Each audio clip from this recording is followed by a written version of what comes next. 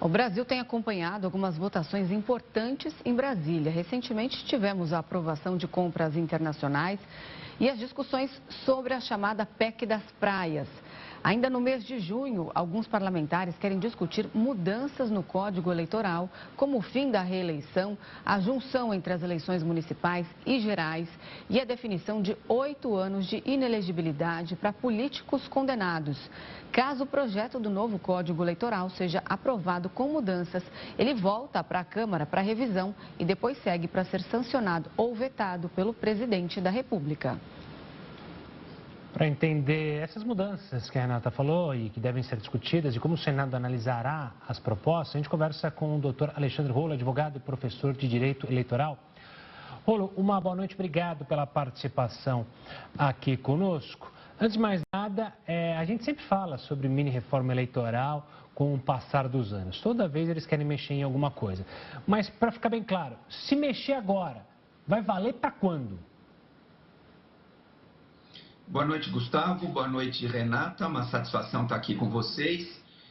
E para responder objetivamente a sua pergunta, em sendo aprovado esse novo Código Eleitoral no ano de 2024, ele passa a valer apenas em 2026, na verdade, nas eleições de 2026. Então, não será uma lei que vai ser utilizada agora nas eleições de outubro de 2024. Nós temos na Constituição Federal um princípio que é o princípio da anualidade, e por esse princípio da anualidade, nenhuma lei que altere o processo eleitoral poderá entrar em vigor a menos de um ano da data da eleição. E como nós já estamos a menos de um ano da data da eleição de outubro de 2024, então a eventual aprovação desse código só vai valer para as eleições de 2026. Rolo, primeiro eu queria te perguntar se na sua avaliação você acredita que o Brasil precisa de um novo Código Eleitoral e entre os temas principais aí estaria a reeleição. Na sua visão, quais os prós e os contras dessa possibilidade? Lembrando aí que a reeleição é algo novo no Brasil, se não me engano foi em 1997, a gente está falando de coisa aí de menos de 30 anos. Renata, eu não tenho dúvida da necessidade de nós termos um novo Código Eleitoral. Para que a gente tenha uma ideia, o atual Código Eleitoral é de 1965.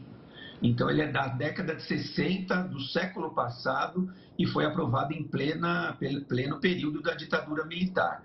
Então, que há necessidade de um novo Código Eleitoral, isso eu não tenho dúvida nenhuma. São algo em torno de 900 artigos previstos nesse projeto de lei. E tem coisa boa e tem coisa ruim. Há prós e há contras no meu ponto de vista. Você me pergunta a respeito da reeleição. Eu tenho para mim, Renata, que os problemas do Brasil não se resumem à reeleição. Então, a gente tendo reeleição no Brasil ou não tendo, não é isso que vai resolver os problemas do Brasil. Quem defende o fim da reeleição diz que as pessoas por exemplo, governador, presidente da República e prefeito que estejam nas respectivas cadeiras, usariam a máquina administrativa para sua reeleição. E com o fim da reeleição isso não aconteceria. Me parece que não é bem assim, porque aquele que usa a máquina administrativa para se reeleger, ele usaria também a máquina administrativa para eleger o seu sucessor. Então, eu acho que no Brasil, infelizmente, nós temos algumas mazelas, mas essas mazelas não se resolverão com o fim da reeleição. Eu, particularmente, sou a favor de se manter o quadro atual, de nós termos 4 anos de mandato com a possibilidade de uma reeleição. Não sou contra isso, mas se a gente vai evoluir para uma não reeleição, aí eu sugeriria, e isso não está no projeto de lei, mas algo mais ousado. Eu sugeriria, então, que a gente acabasse com a reeleição para todos os cargos, por que não? Inclusive os cargos do Poder Legislativo. Há algumas pessoas que fazem parte do Poder Legislativo, deputados, senadores, etc., que estão lá no Congresso Nacional há 30, 40 anos, por conta de sucessivas reeleições. Então, se for para acabar mesmo com a reeleição, por que não a gente pensar em avançarmos e acabarmos com a reeleição não só para os cargos do Poder Executivo, como também para os cargos do Poder Legislativo, mas insisto, o fim da reeleição para o Poder Legislativo não está em pauta, não faz parte desse projeto de lei do novo Código Eleitoral. Rolo, tem uma das propostas também está na questão de trazer as eleições municipais para o mesmo ano das eleições presidenciais. Isso já foi muito falado. De maneira prática, isso ajuda ou mais atrapalha a civilidade das pessoas, a votação? De um lado pode economizar, não pode economizar? Como que a gente pode analisar esse ponto de colocar todas as eleições num ano só? Gustavo, eu tenho para mim e penso que esse é um dos pontos desastrosos. Eu acho que isso seria desastroso se nós juntarmos todas as eleições no mesmo ano. E te aponto dois motivos. Primeiro, que a Justiça Eleitoral não está aparelhada nos dias de hoje para, por exemplo, julgar todos os pedidos de registro de candidaturas de todos os candidatos de todos os cargos numa eleição única no Brasil. Então, ela não está aparelhada para isso. A Justiça Eleitoral não consegue julgar os registros das candidaturas a tempo das eleições, antes da eleição, nem com essa divisão que nós temos atualmente. Se a gente concentrar eleições em um ano só, aí que a Justiça Eleitoral não terá capacidade para julgar, por exemplo, todos os registros de candidaturas. Então, esse é o primeiro ponto.